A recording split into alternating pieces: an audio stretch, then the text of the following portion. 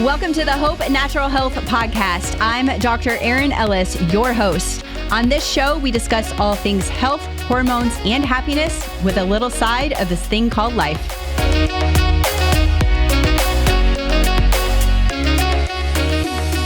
Bree Poole is a Bible-believing, toxin-free living, small business owner, wife, and mother of 4.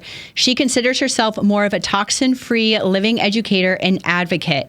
I'm super excited for her to join the show today. This is her first podcast interview, but I bet you after this she'll be asked to be on many more because her journey's amazing and what she has created is even better. So I can't wait to dive into this. Welcome to the show, Bree. Hi, thanks for having me.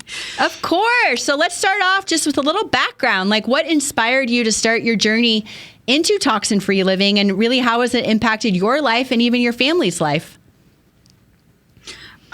So it's kind of a bittersweet story. It's unfortunately a lot like most people who get into this journey. It was a very traumatic experience where I almost lost my son. I actually grew up in a family of Western allopathic medicine. So I was actually completely opposite of the way that I am now. I actually used to criticize people like myself, like they don't know what they're talking about. They don't have a degree, so they have no idea, and they don't understand chemistry and all of that stuff. Until I found myself, sadly, in the same position as many people who have felt failed by the system. And it was that defining moment in my life that kind of turned into this domino effect of questioning all of my, belief in, the medical system, the government, the FDA. And so it's bittersweet. Yeah. So how you said you almost lost your son, was it through, can you touch a little bit more on that if you don't mind sharing? Sure. So when he was 3 months old, he ended up having some breathing problems. He had this sound that he was making, and he was having a lot of retractions with his chest and his trachea. And so I took him to the hospital because at the time, that's the people that I thought, would be able to help him, would be able to save him. I trusted them implicitly. And they had no idea what was going on with him. And they just they ran panels, they ran tests, they did scans, and he was just getting worse. And eventually they just kind of slapped a diagnosis on him and just started giving him medication for this diagnosis, even though that's actually not what was happening with him. And I will say, I'm not anti-allopathic medicine, because there are a couple of doctors through this whole situation who are actually a huge reason why my son did not die. Because they pulled me to the side, and it was weird how secretive it was, the way that they did it. They were like, I basically shouldn't be telling you this, but what they're telling you is wrong with your son. It's not. I've looked at his scans. It doesn't make sense. You need to push harder. You need to seek answers. And they kept refusing the one recommendation that one of those doctors gave. And it was a bronchoscope. And I kept asking, I was like, I think that this is what he needs. And they kept telling me it's not necessary. The risks don't outweigh the benefits. And I just don't think this is what's going on with him. All the while, the treatment that they were using actually is what almost accelerated things and caused him to die. Eventually, about 3 months after being in and out of hospitals, fighting with doctors, voicing after being dismissed, they finally did what we asked them to do. And I will never forget them pulling me to the side and telling me, if you would have waited longer, he would have been dead. And then they didn't even apologize. They were like, who could have thought? and It was in that moment that I realized that the system was really broken. And a lot of people slipped through the cracks. So how did that journey with all of that, which is probably like the fuel that started, or the fire, or lit the fire into living like a toxin-free life? I started questioning everything that the doctors were saying. At the time, I was still very much in that world. I just didn't trust them anymore. Not to the same degree. I did not have the same blind trust in them. So I started researching things. I would even research the specific organizations that they were supposed to be listening to, like for their pediatrician, the AAP and their guidelines. I would research what they're saying, and I would fact check what the pediatrician was telling me. And I would always catch them in errors. And I'm just sitting there like, I don't understand why you're recommending this when this specific organization that you're supposed to be listening to is saying otherwise. It's contradictory. And so I started looking into the different medications that they would prescribe. Like my daughter, she has ADHD, and I started looking into those things.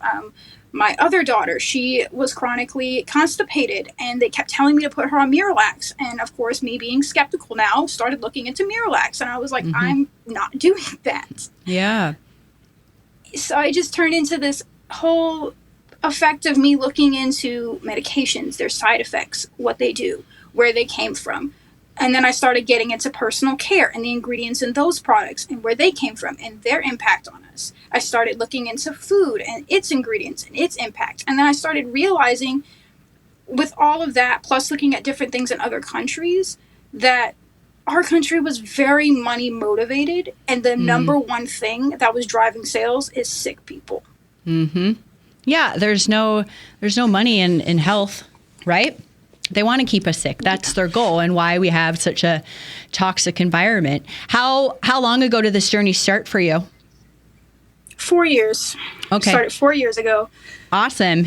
And you're learning every day, I'm sure, because there's now new things and new names for their sneaking, dyes are called different things now, and they're being real sneaky. So can you explain to someone that might be new to this or maybe wanting to start living a little bit more of a toxic-free life, like what are the key principles of a toxin-free life and why it's really important for our overall health? I think that the biggest thing with toxin-free living is that we have to acknowledge we cannot be 100% toxic-free. I know so many people who gave up in this journey because they got so overwhelmed. Like, just when you think you've got it figured out, they do exactly like what you were mentioning. Yep. And then they're just like, why am I even trying? And it's so disheartening because they're like, I'm going to die anyway, so what's the point? Yep. And so I think it's very big to remember that it can't be done perfectly, so just do your best. And when you know better, you do better. Yep. No, that's great advice. And we just talked about this in the last episode with Dr. Wolfson about we can't be perfect, but there's a lot of things, and I'm a huge fan of, there's a lot of things that we can't control, but there's a lot of things that we can. And it just starts with, one step at a time, replacing one product, or like you said, just do your own research, because a lot of these products, they have, they don't list every single ingredient, or they're not required to list every single ingredient. So it's really important that we have to do just like your own health, like be your own advocate for really what you're putting on your body and around your body. So what are some common toxins that people might not realize they're exposed to, and how can we reduce exposure to those? Well, fragrance is one of the big ones. Because it's such a blanket term and you can never really know what's exactly in it. And then I think one of the bigger ones is actually fragrance oils. A lot of people think that from essential oils? It's synthetically made. Okay. And a lot of people think that these are different from synthetic fragrance because it's a fragrance oil, or because they'll advertise as phthalate free and PFA free and this and that. But the thing is, there's still the common denominator of you don't know what's in it. And they're only going to tell you a few of the things that you need to be worried about aren't in it. But they're not going to sit there and tell you everything. And if they were, then they would be transparent about what's in it. But they're not. And a lot of people don't realize that. And they think that it's a better option in comparison to just the label saying fragrance or perfume. That's one of the big ones. And then there's also things that people aren't aware of, like citric acid. They don't know where it came from. They don't know how it's derived. And not all citric acid is bad. There are companies that do testing to verify that their product is pure and safe. And there are very few, but there are companies who actually do derive it from citric fruits. But something that they often email, when you email them and you ask them, what is this made of? They will tell you a half-truth. They'll tell you sugarcane. They'll tell you cassava. They'll tell you a fermentation process. But they always leave out that keyword, Aspergillus niger, which is mold. They don't tell you about that. And now I will say that for citric acid, it is one of those things you can't really fully avoid. It's in everything. So for me and my family, I avoid it in food. I avoid putting it in my body because I don't know how safe it truly is.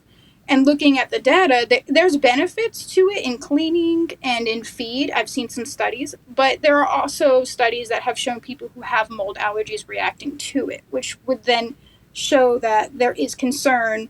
It is contaminated with mycotoxins.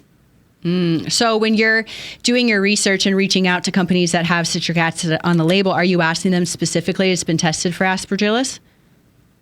Well, I asked them if it's been tested for mycotoxins. Oh, for mycotoxins. Okay. The mold itself is no longer in the product, but there can be mycotoxins in the product. Because from what I have researched about how it's made, the process does not destroy the mycotoxins. Yeah. It just basically does the same thing that bleach does to mold. It seemingly kills the mold, but does not kill all of the mycotoxins that have formed from the mold. Interesting. So I ask them the process, I ask if it's GMO, and then I ask if they do testing. Okay. I want to touch a little bit on another big one is natural flavors. What's your stance on that? I see we'll talk about the Facebook group here at the end, but I know that that's a big it's on almost every label, natural flavors. So when you email, like you can email companies and say, what is this? And we really want them to explain it. But why don't they put what it is on the label? Why do they put this blanket term of natural flavors? And why is that could be harmful for us? So I actually don't even email about what's in it because they're not going to tell you. They won't? Okay. Yeah, they do not. They will not tell you. They will chalk it up to the same thing as the fragrance industry, proprietary. So I don't ask, but if it's organic, if it's a certified organic product, I do have some faith in the organic certification based off of what I know of organic certification, that it does at least need to be 99%, free of carcinogens, endocrine disruptors, and things like that. And then it's also one of those things you can't really avoid either. So if I'm not gonna be able to avoid it, I'm gonna choose organic natural flavors. Now, regular natural flavors, that can have anything in it, just like fragrance. It could have, carcinogenic ingredients. It could have petroleum-derived ingredients. All of the different things that you want to avoid. Yeah. Okay. So we've got... It's all chalked up to... Oh, sorry. No, go ahead. It's all chalked up to lacking transparency. The fragrance industry, natural flavors, proprietary blends. These are all different blanket terms that companies will use to avoid disclosing what they're using. Yeah. And that puts a bad taste in people's mouth. It's like, well, why can't you be transparent? So we've got natural or the fragrances, we've got citric acid, natural flavors. What are some other big ones? Like if someone was starting out, trying to, they're new to this, what would you recommend that they really remove or watch out for? There's also synthetic preservatives that they say are harmless, but are actually harmful. There are, let me think, what else? What are some of the natural preservatives?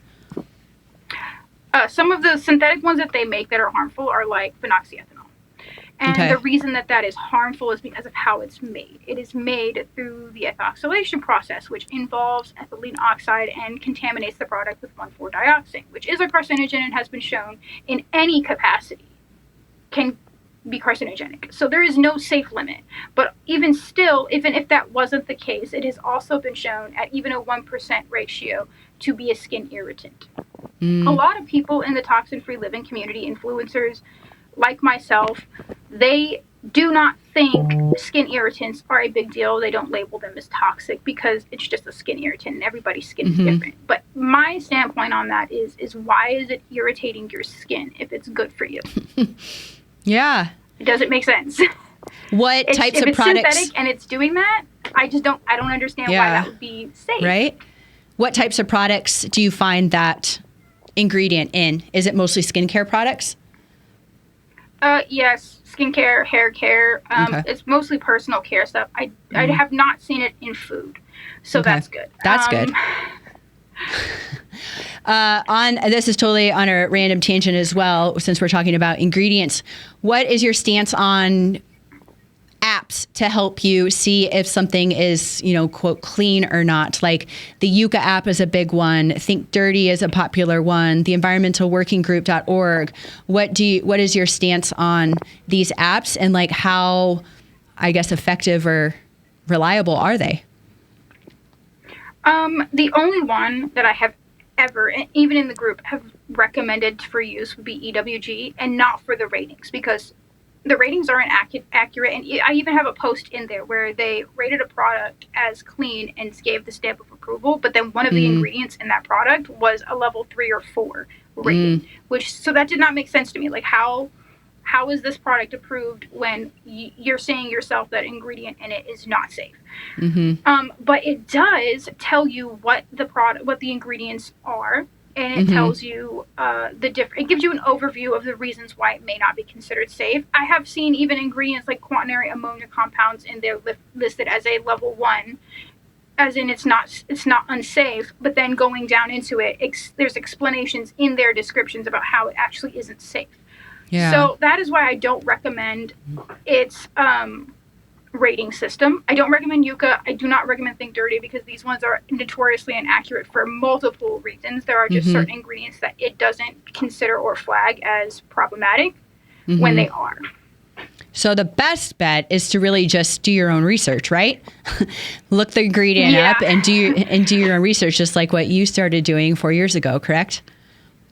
Yeah, I have the apps, but I don't use them. I don't scan stuff. I have used EWG, their website, but usually what happens is I will search a chemical, a link will show up, I will just get the overview from them, but then I will also go to PubChem and look at the chemical structure of that specific ingredient and look at the hazard statements, and then I will go from there to try and verify, are the hazard statements referring to specific scenarios like inhalation, ingestions, topical? Is it a specific dilution, or is it specific to being mixed with certain things, or is there a certain mixture with this specific ingredient that will neutralize the hazard statement, essentially?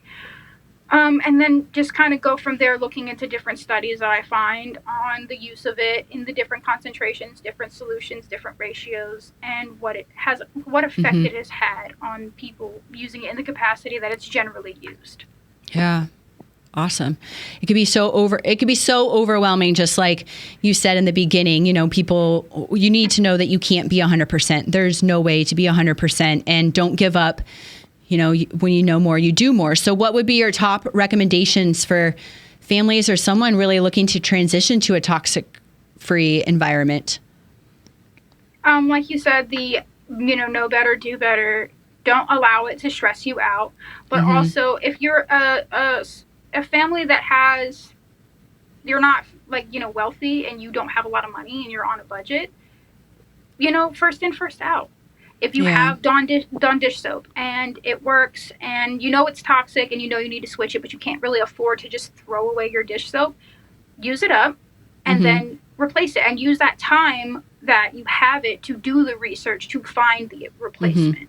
But also to just, fact check everything. Even in the group, I still encourage members to fact check everything that even we're saying.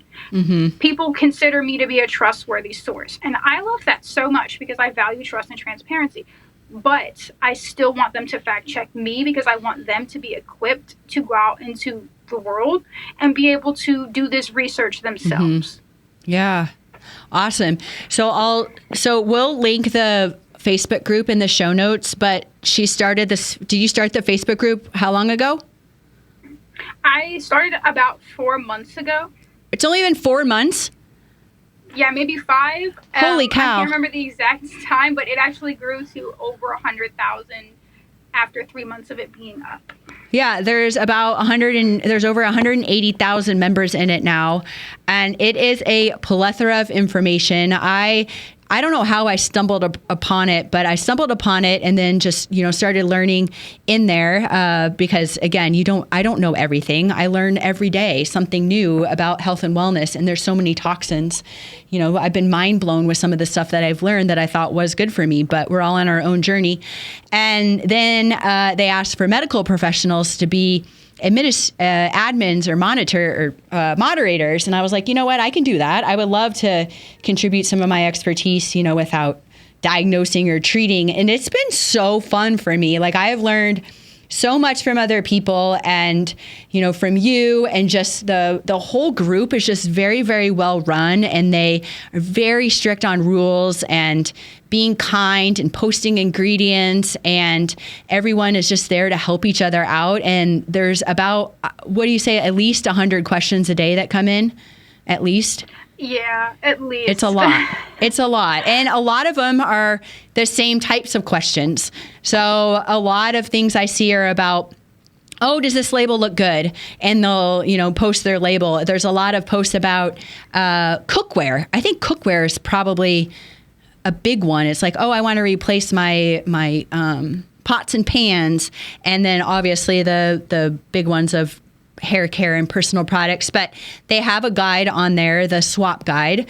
So it's all categorized by, baby food, to pet stuff, to sheets, to you name it. So there's healthy swaps there. If, like you just said, you run out of your Dawn dish soap. Oh, well, let me go to the swap guide and see if there's something better on there. And then you guys are constantly vetting new products. So can you explain how, like, you find something and then how that process goes to, make it on the swap list? Usually I'm just kind of searching for different things. Sometimes when the group first started, that's what I primarily did, was I searched stuff. Some of the other, original admins who joined when the group first started, they would do the same thing. And then we would look at the ingredients. If I needed to reach out to manufacturers, I would do that. And then one of the key things was looking at the price. I know some things in this walk are going to be expensive because you won't find a cheaper swap. But I try my best to find the cheapest, most effective item that I can. Mainly because there are, like I said, there are so many people in this journey who really cannot afford the lifestyle. And then they get discouraged and they walk away and they're like, well, I guess, the poor people are just going to be poisoned. And I'm like, it doesn't have to be like that. Yeah. It doesn't need to be like that. Yeah. And just like you said, one step at a time, replace one thing at a time. When you need something, a new shampoo. Okay. And that's what I educate my patients on. It's like, well, let's check it out. What's the one you have? Oh, it's clean. Are you sure? Have you done your research on it and looked up the ingredients? Because I've been blown away by labels and they're deceiving. Same thing with like sugar-free. It's like, well, what's in it? There's got to be some sort of sugar replacement. Is it fake sugar? Same thing with BPA free. Well, if it's not BPA, it's something else. So that's where you have to do your due diligence. From your experience, I'd be curious, because I started doing it a little bit more too. What has been your response to reaching out to companies and asking them, transparency questions or, more clarification on your labels? Do you get good response? It depends. Some companies will be transparent with me and they will share with me the information that I'm asking for, and other companies will refuse. The majority of the companies that I have reached out to will refuse. In the past, I did used to post in the group my responses with these companies. However, there are some of them that I just will not post because there's a lot of drama. I mean, I've personally, and the group has personally been called out by multiple very, popular influencers because we were exposing them, basically. And they would always share half-truths about what exactly took place, cropping messages, what have you, to make it appear as if we were just starting trouble. And I'm not a person who enjoys drama, but also I'm a small business owner, and I'm very, very small, which means all it takes is one person putting out a bad word, and I could lose my entire business. So I try to tread lightly when it comes to those kinds of things. However, anybody who is inquiring about a business that I may have reached out to, they are always welcome to message me. In fact, we will remove a comment, about something like that and tell them message me if they would like more information. And I will happily share with them what I have. I'm just not in the business of starting unnecessary fights and drama, group wars, influencer wars, what have you with people. So I won't post it publicly to cause that kind of drama. Yeah. So you mentioned you're a small business owner. So the Facebook group is something you do on the side. It's not monetized. It's 100% volunteer work. At this point, hopefully it'll amount to something in the future just because it's grown. I didn't know it was 4 months. That's insane. But let's talk about Holy Naturals. How did that come about and what do you carry as far as your product line?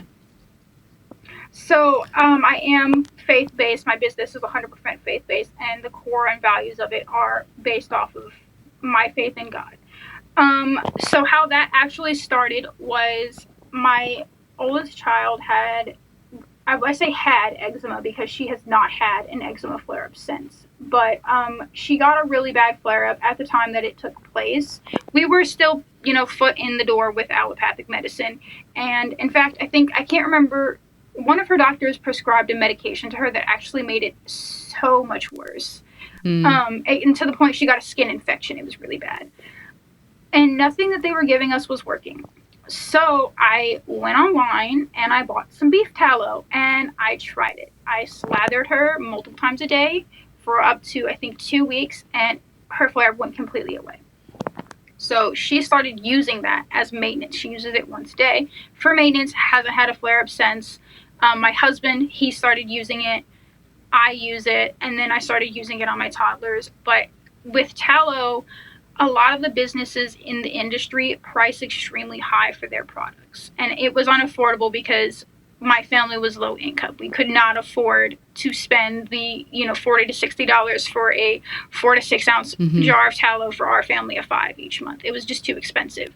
So I prayed a lot about whether or not I should start my business. I looked into beef tallow, how to make it, and I was like, this actually seems really easy, so why not? And so I bought a tub of rendered beef fat already, because at the time I wasn't rendering my own tallow, and I hadn't even started the business. I was just kind of experimenting. And I made my own balm with it, and it worked. It was great, and I loved it. So me and my husband both, we prayed, and we decided ultimately we needed to create something that made these products affordable and accessible for people. In fact, our business, we have such a small profit margin. It's not my primary income. It's not even my income at all. The money that we do get for our products, it goes back into the business to expanding the product line. I have 2 employees that I pay, and I give them a decent, wage because I care about them and their well-being as well over myself and, my household. And I do have a secondary income. It's not a lot. It's still low income, but it's paying my bills, and that's fine.